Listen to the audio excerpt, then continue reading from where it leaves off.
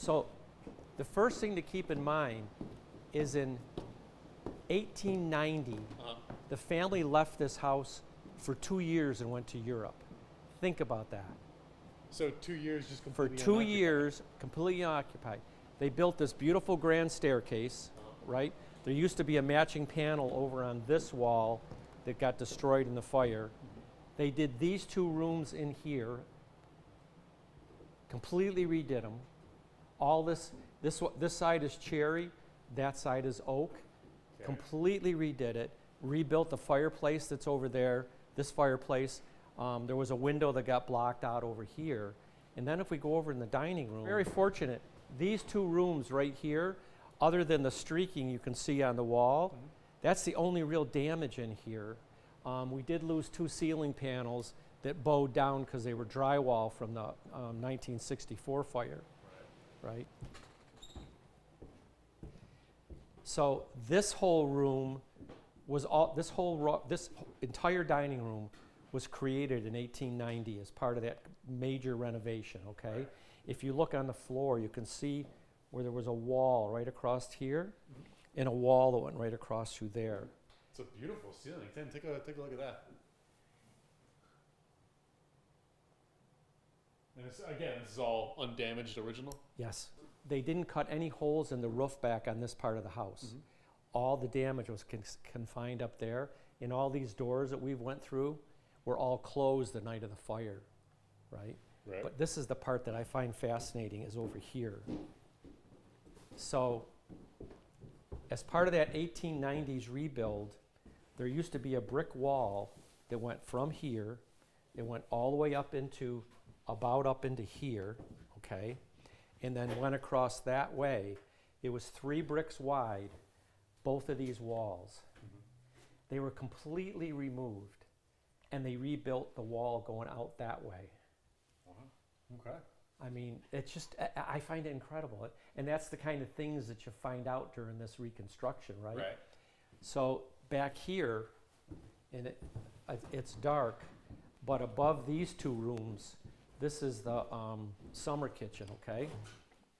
And this is where they would cook in the they would cook out here in the summer to keep the heat out of the house. That's the original stove to the family. Wow. That's covered with stuff right now. But, I see. yeah. And so upstairs are 2 rooms, but when they went to do the re-insulation up there, I crawled up in the attic, and there is a crowned ceiling of lath and plaster, and the back room was one big room instead of 2 divided rooms. Right. It's just, it's to me, it's just the fascinating stuff that you see as part of the reconstruction. You know, they're all part of the clues of what the house used to be. Right. Oh, well, speaking of the attic, are we able to go up to the attic? Yeah. All right. Yep. Pull this away, okay, and you look at this. This mirrors this, Right. okay? So this used to go right there. Right. Gotcha. Okay. Okay, and I can give you a little bit better idea of how the fire happened.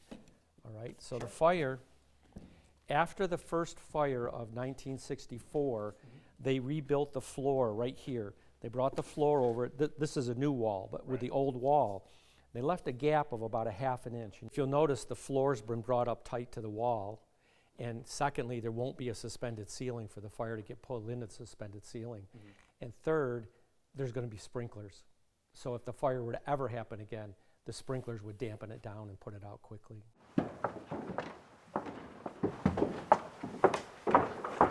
Up here, where the family was, they're plain. But down at that corner, they're all very intricate. Yeah. I guess you don't really have to impress anyone up here, right? Right.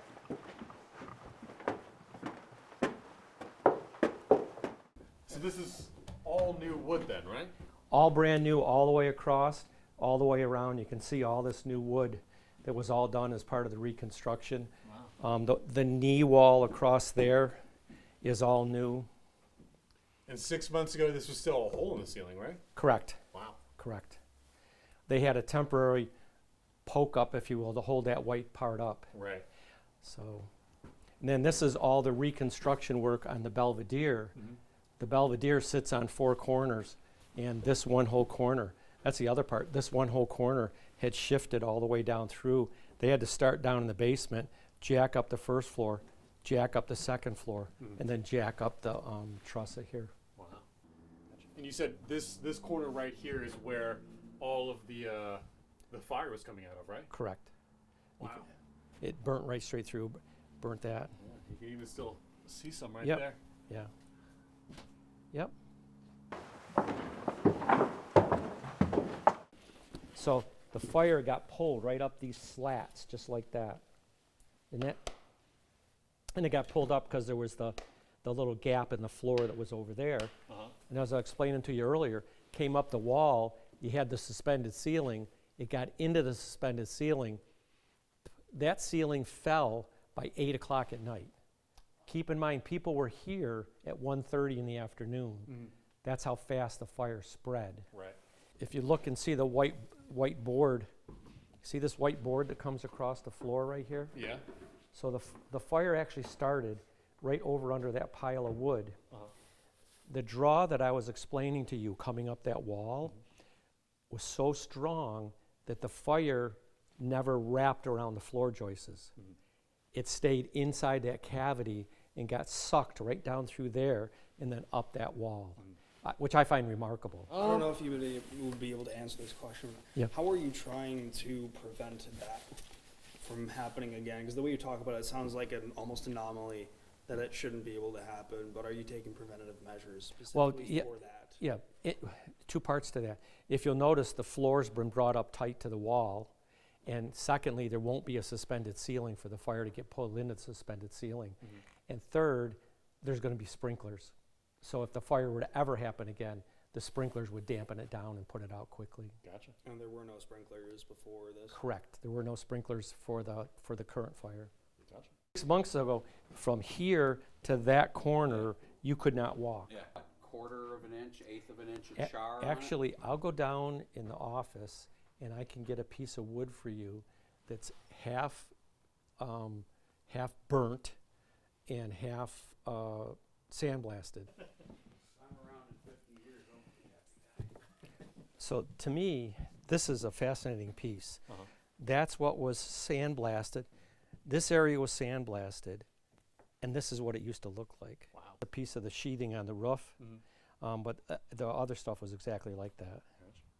But I cut this out and saved it. It's going to go in the museum, for people to see for the future. To see that, how much it really just charred. Yep.